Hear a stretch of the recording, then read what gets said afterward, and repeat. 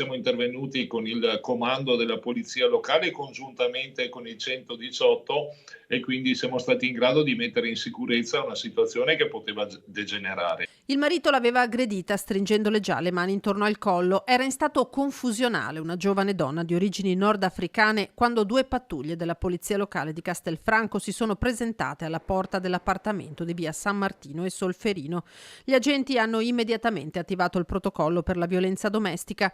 La donna, supportata da uno psicologo, è stata accompagnata in un luogo protetto, mentre insieme a un assistente sociale una pattuglia dei vigili ha prelevato da scuola i 3 figli minori portandoli nella stessa struttura della mamma. Una delle azioni che possono prevenire i femminicidi sono quelli di essere pronti ad intervenire laddove si manifestassero delle situazioni di violenza piuttosto che di maltrattamenti, piuttosto che di disagio nelle famiglie. Sempre più la formazione coinvolge gli agenti di polizia locale che non fanno più esclusivamente multe per trasgressioni del codice della strada, ma sono chiamati a dare servizi e supporto a 360 gradi rispetto ai disagi che le comunità vivono.